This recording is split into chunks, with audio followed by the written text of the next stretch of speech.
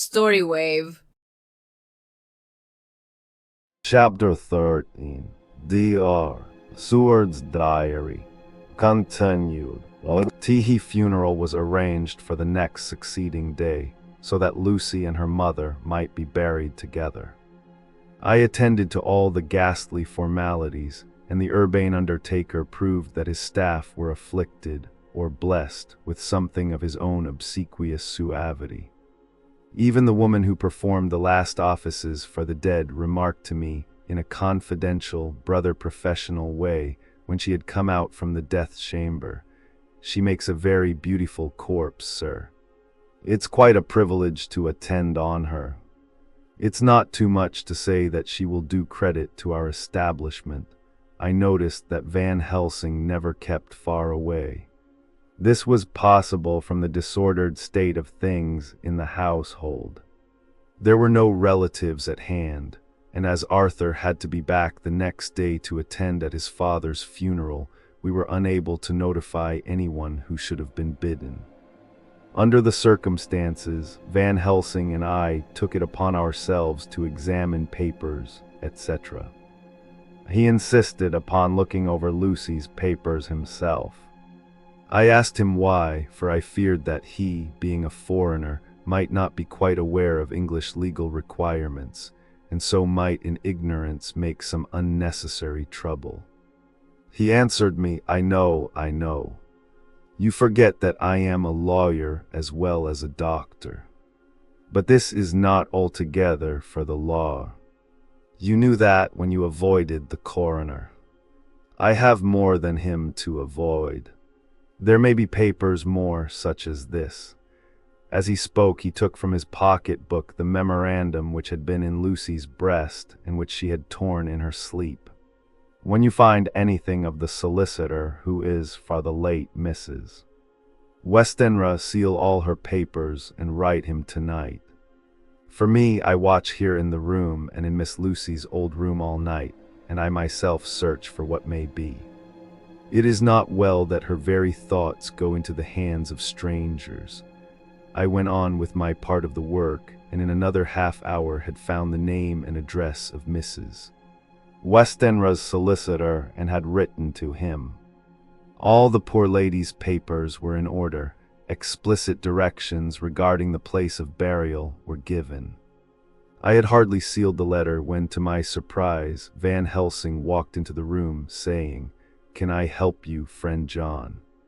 I am free, and if I may, my service is to you. Have you got what you looked for?" I asked, to which he replied, "I did not look for any specific thing.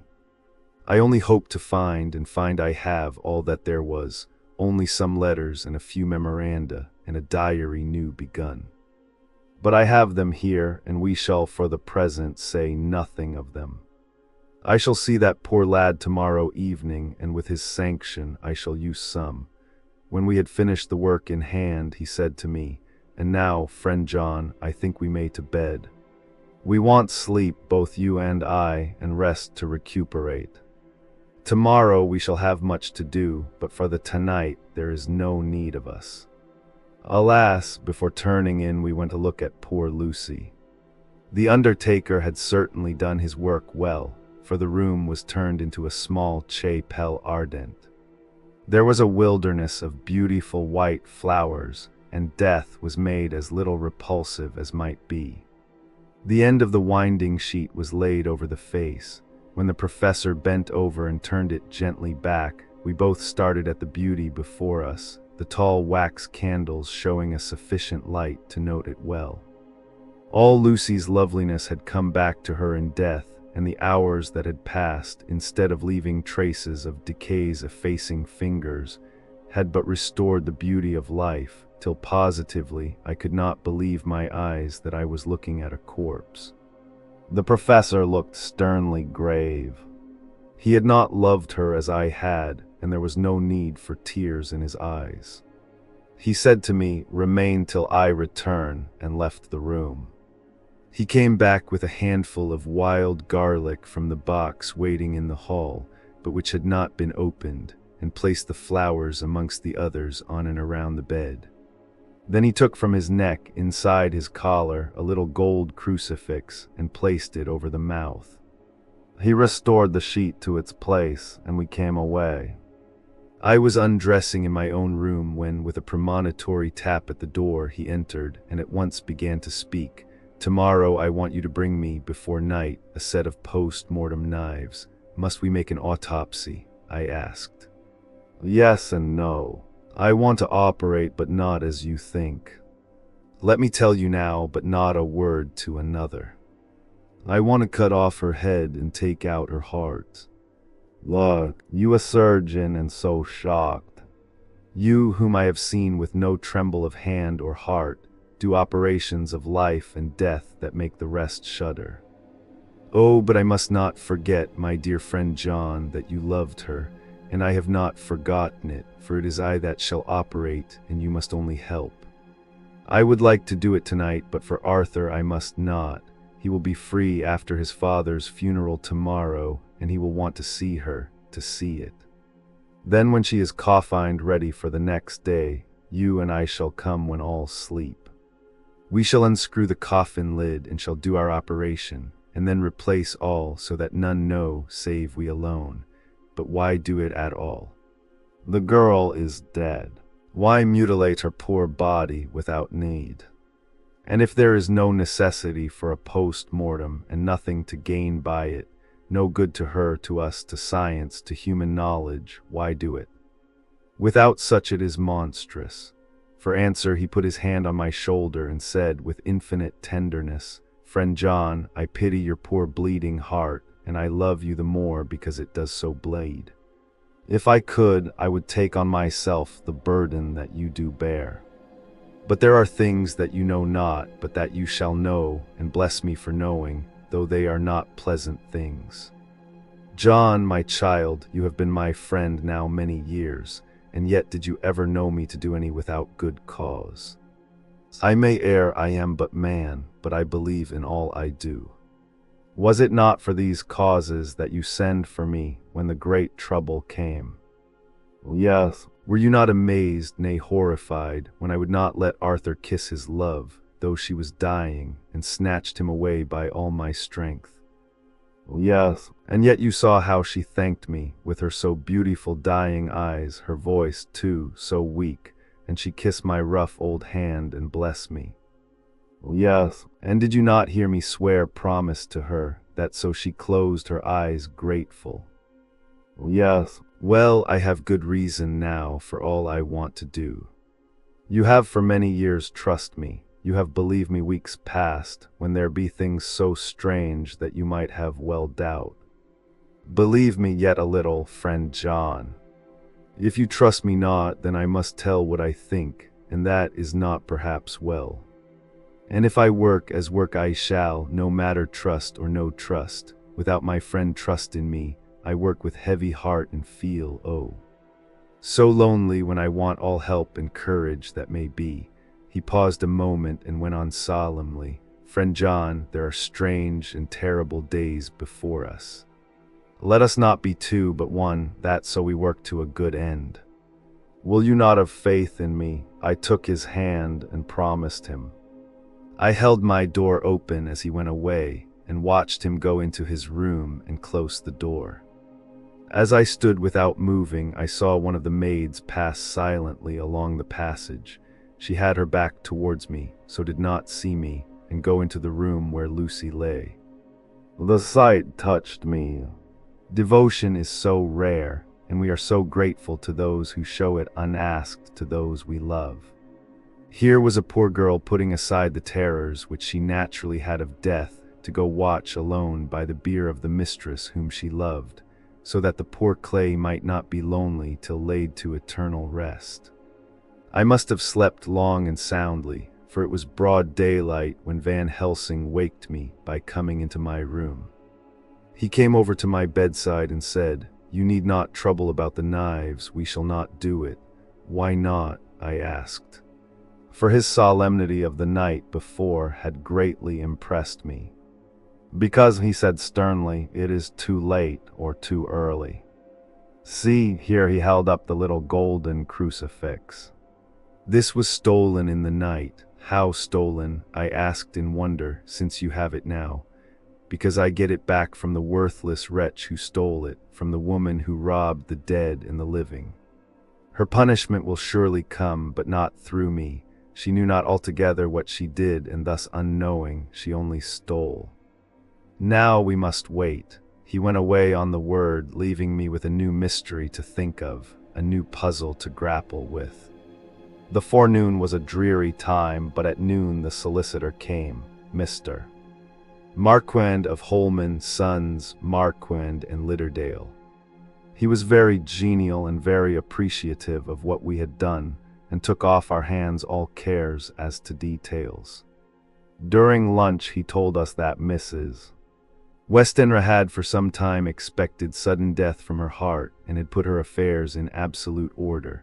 He informed us that, with the exception of a certain entailed property of Lucy's father's, which now, in default of direct issue, went back to a distant branch of the family, the whole estate, real and personal, was left absolutely to Arthur Holmwood. When he had told us so much, he went on, "Frankly, we did our best to prevent such a testamentary disposition, and pointed out certain contingencies that might leave her daughter either penniless or not so free as she should be to act regarding a matrimonial alliance. Indeed, we pressed the matter so far that we almost came into collision, for she asked us if we were or were not prepared to carry out her wishes. Of course, we had then no alternative but to accept. We were right in principle, and 99 times out of 100 we should have proved, by the logic of events, the accuracy of our judgment. Frankly, however, I must admit that in this case any other form of disposition would have rendered impossible the carrying out of her wishes. For by her predeceasing her daughter, the latter would have come into possession of the property, and even had she only survived her mother by 5 minutes, her property would, in case there were no will, and a will was a practical impossibility in such a case, have been treated at her decease as under intestacy. In which case Lord Godalming, though so dear a friend, would have had no claim in the world, and the inheritors, being remote, would not be likely to abandon their just rights for sentimental reasons regarding an entire stranger. I assure you, my dear sirs, I am rejoiced at the result, perfectly rejoiced. He was a good fellow, but his rejoicing at the one little part, in which he was officially interested, of so great a tragedy, was an object lesson in the limitations of sympathetic understanding. He did not remain long, but said he would look in later in the day and see Lord Godalming. His coming, however, had been a certain comfort to us, since it assured us that we should not have to dread hostile criticism as to any of our acts. Arthur was expected at 5 o'clock, so a little before that time we visited the death chamber. It was so in very truth, for now both mother and daughter lay in it. The undertaker, true to his craft, had made the best display he could of his goods, and there was a mortuary air about the place that lowered our spirits at once. Van Helsing ordered the former arrangement to be adhered to, explaining that, as Lord Godalming was coming very soon, it would be less harrowing to his feelings to see all that was left of his fiancée quite alone. The undertaker seemed shocked at his own stupidity, and exerted himself to restore things to the condition in which we left them the night before, so that when Arthur came such shocks to his feelings as we could avoid were saved. Poor fellow! He looked desperately sad and broken. Even his stalwart manhood seemed to have shrunk somewhat under the strain of his much-tried emotions.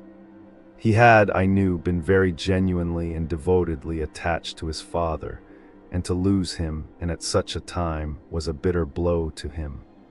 With me he was warm as ever, and to Van Helsing he was sweetly courteous, but I could not help seeing that there was some constraint with him. The professor noticed it too, and motioned me to bring him upstairs.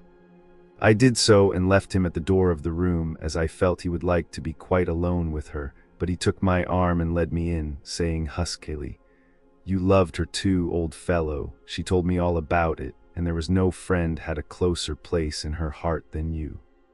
I don't know how to thank you for all you have done for her. I can't think yet." Here he suddenly broke down and threw his arms round my shoulders and laid his head on my breast, crying, "Oh, Jack, Jack, what shall I do? The whole of life seems gone from me all at once, and there is nothing in the wide world for me to live for." I comforted him as well as I could. "In such cases, men do not need much expression. A grip of the hand, the tightening of an arm over the shoulder, a sob in unison, are expressions of sympathy dear to a man's heart." I stood still and silent till his sobs died away, and then I said softly to him, "Come and look at her." Together we moved over to the bed, and I lifted the lawn from her face. God, how beautiful she was! Every hour seemed to be enhancing her loveliness. It frightened and amazed me somewhat, and as for Arthur, he fell a-trembling, and finally was shaken with doubt as with an ague. At last, after a long pause, he said to me in a faint whisper, "Jack, is she really dead?" I assured him sadly that it was so, and went on to suggest, for I felt that such a horrible doubt should not have life for a moment longer than I could help, that it often happened that after death faces became softened and even resolved into their youthful beauty, that this was especially so when death had been preceded by any acute or prolonged suffering. It seemed to quite do away with any doubt, and after kneeling beside the couch for a while and looking at her lovingly and long, he turned aside. I told him that that must be goodbye, as the coffin had to be prepared, so he went back and took her dead hand in his and kissed it, and bent over and kissed her forehead. He came away, fondly looking back over his shoulder at her as he came. I left him in the drawing room and told Van Helsing that he had said goodbye, so the latter went to the kitchen to tell the undertaker's men to proceed with the preparations and to screw up the coffin. When he came out of the room again, I told him of Arthur's question, and he replied, "I am not surprised. Just now I doubted for a moment myself. We all dined together, and I could see that poor Art was trying to make the best of things." Van Helsing had been silent all dinner time, but when we had lit our cigars he said, "Lord," but Arthur interrupted him, "No, no, not that, for God's sake. Not yet, at any rate. Forgive me, sir, I did not mean to speak offensively. It is only because my loss is so recent." The professor answered very sweetly, "I only used that name because I was in doubt. I must not call you Mr., and I have grown to love you, yes, my dear boy, to love you as Arthur." Arthur held out his hand and took the old man's warmly. "Call me what you will," he said. "I hope I may always have the title of a friend. And let me say that I am at a loss for words to thank you for your goodness to my poor dear." He paused a moment and went on, "I know that she understood your goodness even better than I do. And if I was rude or in any way wanting at that time you acted so, you remember," the professor nodded, "you must forgive me." He answered with a grave kindness, "I know it was hard for you to quite trust me then. For to trust such violence needs to understand, and I take it that you do not, that you cannot, trust me now, for you do not yet understand. And there may be more times when I shall want you to trust when you cannot, and may not, and must not yet understand. But the time will come when your trust shall be whole and complete in me, and when you shall understand as though the sunlight himself shone through. Then you shall bless me from first to last for your own sake, and for the sake of others, and for her dear sake to whom I swore to protect. And indeed, sir," said Arthur warmly, "I shall in all ways trust you. I know and believe you have a very noble heart, and you are Jack's friend, and you were hers. You shall do what you like." The professor cleared his throat a couple of times as though about to speak, and finally said, "May I ask you something now?" "Certainly. You know that Mrs. Westenra left you all her property." "No, poor dear, I never thought of it. And as it is all yours, you have a right to deal with it as you will. I want you to give me permission to read all Miss Lucy's papers and letters." Believe me, it is no idle curiosity. I have a motive of which, be sure, she would have approved. I have them all here. I took them before we knew that all was yours, so that no strange hand might touch them, no strange eye look through words into her soul. I shall keep them if I may, even you may not see them yet, but I shall keep them safe. No word shall be lost, and in the good time I shall give them back to you. It's a hard thing I ask, but you will do it, will you not, for Lucy's sake? Arthur spoke out heartily, like his old self. Doctor Van Helsing, you may do what you will. I feel that in saying this I am doing what my dear one would have approved. I shall not trouble you with questions till the time comes. The old professor stood up as he said solemnly, and you are right. There will be pain for us all, but it will not be all pain, nor will this pain be the last. We and you too, you most of all, my dear boy, will have to pass through the bitter water before we reach the sweet. But we must be brave of heart and unselfish, and do our duty, and all will be well. I slept on a sofa in Arthur's room that night. Van Helsing did not go to bed at all. He went to and fro as if patrolling the house, and was never out of sight of the room where Lucy lay in her coffin, strewn with the wild garlic flowers which sent, through the odor of lily and rose, a heavy, overpowering smell into the night. Mina Harker's journal. 22 September. In the train to Exeter. Jonathan sleeping. It seems only yesterday that the last entry was made, and yet how much between then, in Whitby and all the world before me, Jonathan away and no news of him. And now, married to Jonathan, Jonathan a solicitor, a partner, rich, master of his business, Mr. Hawkins dead and buried, and Jonathan with another attack that may harm him. Some day he may ask me about it. Down it all goes. I am rusty in my shorthand, see what unexpected prosperity does for us, so it may be as well to freshen it up again with an exercise anyhow. The service was very simple and very solemn. There were only ourselves and the servants there, one or two old friends of his from Exeter, his London agent, and a gentleman representing Sir John Paxton, the president of the Incorporated Law Society. Jonathan and I stood hand in hand, and we felt that our best and dearest friend was gone from us. We came back to town quietly, taking a bus to Hyde Park Corner. Jonathan thought it would interest me to go into the Row for a while, so we sat down, but there were very few people there, and it was sad-looking and desolate to see so many empty chairs. It made us think of the empty chair at home, so we got up and walked down Piccadilly. Jonathan was holding me by the arm, the way he used to in old days before I went to school. I felt it very improper, for you can't go on for some years teaching etiquette and decorum to other girls without the pedantry of it biting into yourself a bit. But it was Jonathan, and he was my husband, and we didn't know anybody who saw us, and we didn't care if they did, so on we walked.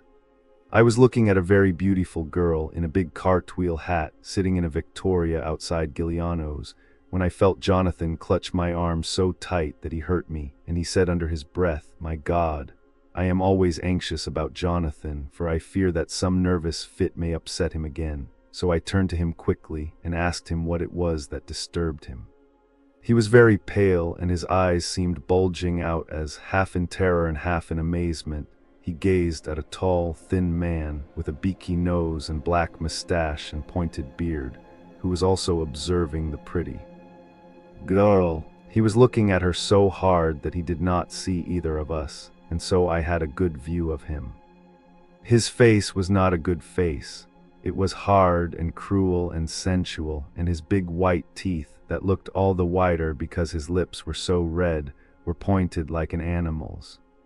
Jonathan kept staring at him till I was afraid he would notice. I feared he might take it ill, he looked so fierce and nasty. I asked Jonathan why he was disturbed, and he answered, evidently thinking that I knew as much about it as he did, "Do you see who it is? "No, dear," I said, "I don't know him." "Who is it?" His answer seemed to shock and thrill me, for it was said as if he did not know that it was to me, Mina. To whom he was speaking, it is the man himself. The poor dear was evidently terrified at something, very greatly terrified. I do believe that if he had not had me to lean on and to support him, he would have sunk down. He kept staring. A man came out of the shop with a small parcel and gave it to the lady, who then drove off. The dark man kept his eyes fixed on her, and when the carriage moved up Piccadilly, he followed in the same direction and hailed a hansom. Jonathan kept looking after him and said, as if to himself, "I believe it is the Count, but he has grown young. My God, if this be so. Oh my God, if I only knew. If I only knew." He was distressing himself so much that I feared to keep his mind on the subject by asking him any questions, so I remained silent. I drew him away quietly, and he, holding my arm, came easily. We walked a little further, and then went in and sat for a while in the Green Park. It was a hot day for autumn, and there was a comfortable seat in a shady place. After a few minutes staring at nothing, Jonathan's eyes closed, and he went quietly into a sleep with his head on my shoulder. I thought it was the best thing for him, so did not disturb him. In about 20 minutes he woke up and said to me quite cheerfully, "Why, Mina, have I been asleep? Oh, do forgive me for being so rude. Come and we'll have a cup of tea somewhere." He had evidently forgotten all about the dark stranger, as in his illness he had forgotten all that this episode had reminded him of. I don't like this lapsing into forgetfulness. It may make or continue some injury to the brain. I must not ask him, for fear I shall do more harm than good, but I must somehow learn the facts of his journey abroad. The time is come, I fear, when I must open that parcel and know what is written. Oh, Jonathan, you will, I know, forgive me if I do wrong, but it is for your own dear sake. Later. A sad homecoming in every way, the house empty of the dear soul who was so good to us, Jonathan still pale and dizzy under a slight relapse of his malady, and now a telegram from Van Helsing, whoever he may be. You will be grieved to hear that Mrs. Westenra died 5 days ago, and that Lucy died the day before yesterday. They were both buried today. Oh, what a wealth of sorrow in a few words. Poor Mrs. Westenra, poor Lucy, gone, never to return to us. And poor Arthur, to have lost such sweetness out of his life. God help us all to bear our troubles. Dr. Seward's Diary, 22 September. It is all over. Arthur has gone back to Ring and has taken Quincy Morris with him. What a fine fellow is Quincy. I believe in my heart of hearts that he suffered as much about Lucy's death as any of us, but he bore himself through it like a moral Viking. If America can go on breeding men like that, she will be a power in the world indeed. Van Helsing is lying down, having a rest preparatory to his journey. He goes over to Amsterdam tonight, but says he returns tomorrow night, that he only wants to make some arrangements which can only be made personally. He is to stop with me then, if he can. He says he has work to do in London which may take him some time. Poor old fellow. I fear that the strain of the past week has broken down even his iron strength. All the time of the burial he was, I could see, putting some terrible restraint on himself. When it was all over, we were standing beside Arthur, who, poor fellow, was speaking of his part in the operation where his blood had been transfused to his Lucy's veins. I could see Van Helsing's face grow white and purple by turns. Arthur was saying that he felt since then as if they two had been really married, and that she was his wife in the sight of God.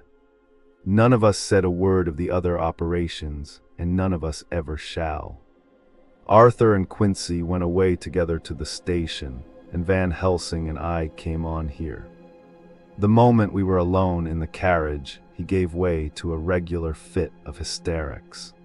He has denied to me since that it was hysterics, and insisted that it was only his sense of humor asserting itself under very terrible conditions. He laughed till he cried, and I had to draw down the blinds lest anyone should see us and misjudge, and then he cried till he laughed again, and laughed and cried together, just as a woman does. I tried to be stern with him, as one is to a woman under the circumstances, but it had no effect. Men and women are so different in manifestations of nervous strength or weakness. Then when his face grew grave and stern again, I asked him why his mirth, and why at such a time. His reply was in a way characteristic of him, for it was logical and forceful and mysterious. He said, "Ah, you don't comprehend, friend John. Do not think that I am not sad, though I laugh. See, I have cried even when the laugh did choke me. But no more think that I am all sorry when I cry, for the laugh he come just the same. Keep it always with you that laughter who knock at your door and say, 'May I come in?' is not the true laughter. No, he is a king, and he come when and how he like. He ask no person, he choose no time of suitability. He say, 'I am here. Behold an example, I grieve my heart out for that so sweet young girl. I give my blood for her, though I am old and worn. I give my time, my skill, my sleep. I let my other sufferers want that so she may have all. And yet I can laugh at her very grave, laugh when the clay from the spade of the sexton drop upon her coffin and say thud. Thud to my heart till it send back the blood from my cheek. My heart bleed for that poor boy, that dear boy, so of the age of mine own boy had I been so blessed that he live, and with his hair and eyes the same. There you know now why I love him so. And yet when he say things that touch my husband heart to the quick, and make my father heart yearn to him as to no other man, not even to you, friend John, for we are more level in experiences than father and son. Yet even at such moment king laugh, he come to me and shout and bellow in my ear, 'Here I am. Here I am,' till the blood come dance back and bring some of the sunshine that he carry with him to my cheek. Oh, friend John, it is a strange world, a sad world, a world full of miseries and woes and troubles, and yet when king laugh come, he make them all dance to the tune he play. Bleeding hearts and dry bones of the churchyard, and tears that burn as they fall, all dance together to the music that he make with that smileless mouth of him. And believe me, friend John, that he is good to come and kind. Ah, we men and women are like ropes drawn tight with strain that pull us different ways. Then tears come, and like the rain on the ropes, they brace us up, until perhaps the strain become too great, and we break. But king laugh, he come like the sunshine, and he ease off the strain again, and we bear to go on with our labor, what it may be. I did not like to wound him by pretending not to see his idea, but as I did not yet understand the cause of his laughter, I asked him. As he answered me, his face grew stern, and he said in quite a different tone, "Oh, it was the grim irony of it all, this so lovely lady garlanded with flowers that looked so fair as life, till one by one we wondered if she were truly dead. She laid in that so fine marble house in that lonely churchyard where rest so many of her kin, laid there with the mother who loved her and whom she loved, and that sacred bell going toll. Toll, toll, so sad and slow, and those holy men with the white garments of the angel pretending to read books, and yet all the time their eyes never on the page, and all of us with the bowed head. And all for what? She is dead, so. Is it not? Well, for the life of me, Professor, I said, I can't see anything to laugh at in all that. Why, your explanation makes it a harder puzzle than before. But even if the burial service was comic, what about poor Art and his trouble? Why, his heart was simply breaking, just so. Said he not that the transfusion of his blood to her veins had made her truly his bride, Yes, and it was a sweet and comforting idea for him. Quite so. But there was a difficulty, friend John. If so that, then what about the others? Ho, ho. Then this so sweet maid is a polyandrist, and me, with my poor wife dead to me, but alive by church's law, though no wits, all gone, even I, who am faithful husband to this now no wife, am bigamist. I don't see where the joke comes in there either, I said, and I did not feel particularly pleased with him for saying such things. He laid his hand on my arm and said, "Friend John, forgive me if I pain. I showed not my feeling to others when it would wound, but only to you, my old friend, whom I can trust.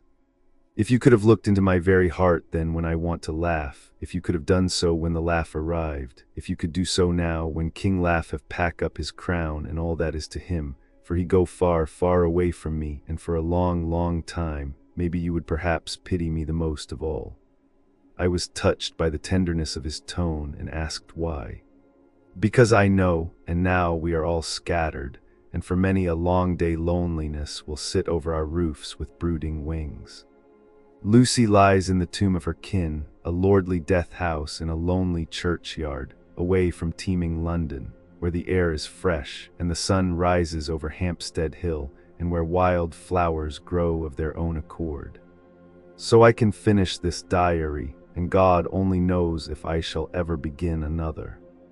If I do, or if I even open this again, it will be to deal with different people and different themes, for here at the end, where the romance of my life is told, ere I go back to take up the thread of my life work, I say sadly and without hope, Finis. The Westminster Gazette, 25 September. A Hampstead Mystery.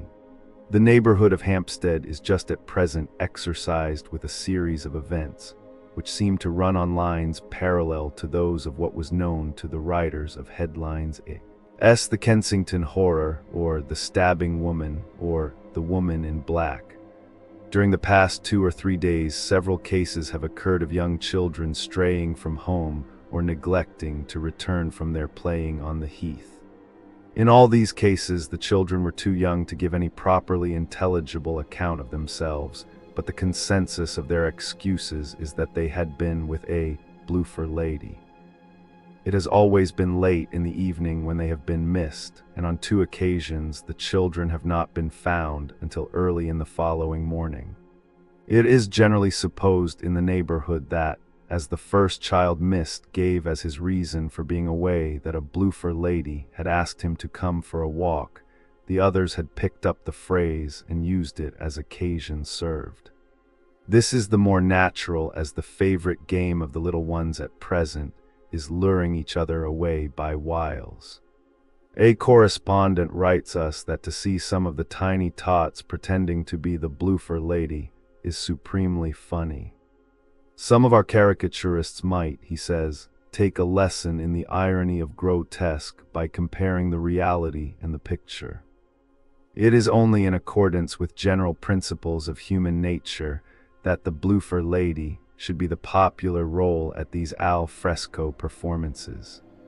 Our correspondent naively says that even Ellen Terry could not be so winningly attractive as some of these grubby-faced little children pretend, and even imagine themselves to be. There is, however, possibly a serious side to the question, for some of the children, indeed all who have been missed at night, have been slightly torn or wounded in the throat. The wounds seem such as might be made by a rat or a small dog, and although of not much importance individually, would tend to show that whatever animal inflicts them has a system or method of its own. The police of the division have been instructed to keep a sharp lookout for straying children, especially when very young, in and around Hampstead Heath, and for any stray dog which may be about. The Westminster Gazette, 25 September. Extra special. The Hampstead Horror. Another child injured. The bloofer lady. We have just received intelligence that another child missed last night was only discovered late in the morning under a furze bush at the Shooter's Hill side of Hampstead. which is perhaps less frequented than the other parts. It has the same tiny wound in the throat as has been noticed in other cases. It was terribly weak and looked quite emaciated. It too, when partially restored, had the common story to tell of being lured away by the bloofer lady, /p/div/body,